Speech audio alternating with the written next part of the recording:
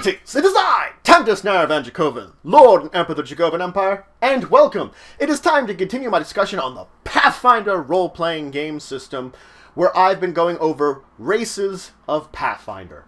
I'm not using those common races, the humans, the elves, the dwarfs. I'm using more uncommon ones and letting you know a bit of information about them, some of the stats and special things you can choose as character options for them, and why you might want to play one. So today for you, I have yet another race, of course, the Drow, the Dark Elves. The Drow are, of course, a dark reflection of the elves we find on the surface. They are a subterranean elf, banished there long ago by their surface brethren. Also known as Dark Elves, they are cruel creatures, and quite cunning, with mastery of various techniques that they can use to trap and ensnare their enemies, if need be.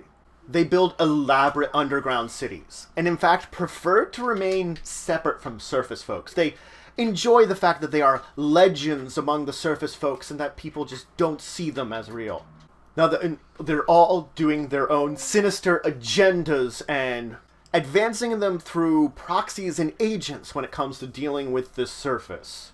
But they are also beings of no love. They only care really from themselves. While they are not born evil, they are in a twisted society which pushes them in this direction, a society which teaches them ideals of very dark nature. And those that don't conform to this society, well, they don't survive long enough in order for their words to continue. There are some stories that sell a truly heinous elf could be trained into a drow, but the level of the heinousness of the actions which would drive this is infallible to most. Now, drow are a similar height to humans, but have the slender figure of an elf. Of course, they have the pointy ears just as elves do. Their eyes have no pupils, and are usually either pure white or pure red. Their hair is normally white or silver, though there are some variations that have been known to exist, so other hair colors could appear. Now, drow society itself is matriarchal. The women are in charge. Male drow traditionally go into martial class and martial trainings, focusing on attacking and destroying external threats, while the female drow take positions of authority and leadership within the society. Now, kind of reinforcing this is that 1 in 20 drow born have exceptional abilities and are referred to as noble drow. These noble drow are in fact of better strength than their lesser compatriots, and the majority of these nobles are in fact female, kind of reinforcing the fact that females are more superior than male. Not that a lucky male could not be born a noble. Now, drow society is divided into houses, each of these houses having their own basic say in the overall political structure, each of them ruled over by a noble matriarch, and having a number of lesser families effectively under the purview of them. Each house has their own businesses and military enterprises. Each house has their own demon lord as a patron of them also. Now, as most drow are driven by their own selfish interests, you can see that each of them is jockeying for position. Common drow, of course, jockeying for the favor of a noble, while nobles themselves are seeking to have a position above all the other nobles. Oftentimes, drow employ assassination, seduction, and treachery to get their ways and to get these new positions. Now, drow have a premium price on power and survival. These are the two things that they push forward. Survival being a very key aspect of everything that they do. Every vile and unapologetic act they may do is based around their very survival. They live by the idealism that they do not just survive adversity, they conquer it. They have no need for compassion, and they will show no mercy to their enemies, both ancient and new. Of course, drow do retain the elven aspects of strong emotions and passions, but they channel it through such negative connotation. Hatreds, vengeance, lust for power, and the cardinal pleasures. Most drow are chaotic evil. Now, drow are conquerors and slavers, and oftentimes turn towards a lot of their expansion and conquest towards some of their most ancient enemies. Elves and drow. Males will favor classes that are going towards martial prowess or perhaps stealth, things like fighters and rogues. Females will get them that position of those classes which pertain well to leadership. For example, bard, but in particular clerics. Both genders actually have an inclination towards the arcane arts, so wizards and summoners are common amongst both of them. Drow, of course, also make natural anti-paladins, but males are discouraged from doing this, as females feel that their stronger connections to the demon lords they serve is a show of power that the males should not have. Granted, it's not necessarily declined either, just discouraged. Now, your typical drow has a greater dexterity and charisma, but less constitution. They have the frail frame of a normal elf, but rather than more intelligence, they are more charismatic. They have immunities similar to that of an elf. They, in fact, have some spell resistance. They resist spells that may affect them. Keen senses that give them bonuses to perception. A number of spell-like abilities they can use once per day. They are skilled in the use of poisons and don't have to worry about as much poisoning themselves. A superior dark vision, much greater, but a light sensitivity, problems in the light.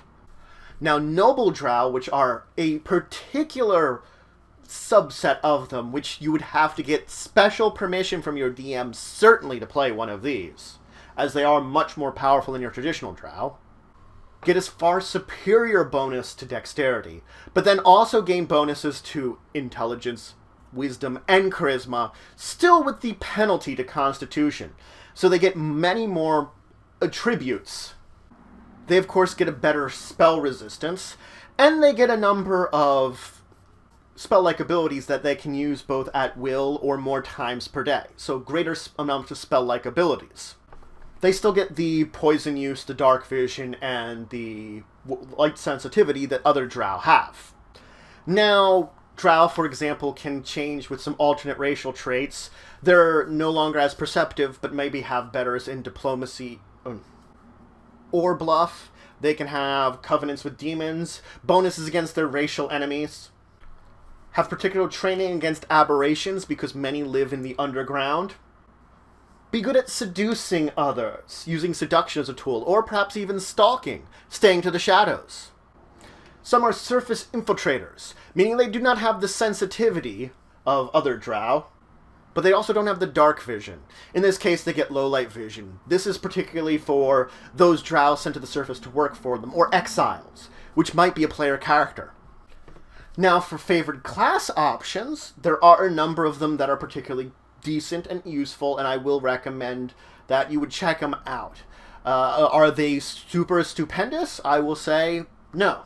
None stand out as exceptional. But if you're playing a class that has one of these, I would definitely recommend checking them out because they aren't bad. They're pretty good for a drow. Now they have two racial archetypes, a cavern fighter, or cavern sniper if you will. That's effectively what they are. They're building themselves up to be more of a sniper class, keeping to the shadows and striking suddenly against their opponents. They master sniper fire as a fighter. The other one is a cleric archetype for drow clerics, demonic apostle, where they get into channel demonic energies into their own spells and abilities, mastering them more, deepening their connection with their demonic lords. Now, there are Drow Feats. In particular, there's an entire feat chain that you can take called Drow Nobility. This is an option that your GM can provide you to do, that if you are a common drow and not allowed to play a noble, yet still want to have the abilities of a noble, you can take a number of feats in a chain of them in order to gain some abilities of them. These include unlocking a number of new spell-like abilities and some spell-like abilities that a noble would have that a normal drow would not, increasing your spell resistance that a natural common drow won't have as much of. So the Drow Nobility Feats, I'm not going to list the entire chain for them, but the first one, of course, is Drow Nobility. Of course, Noble Spell Resistance is the spell-resistant one, which you do have to have the Drow Noble feat.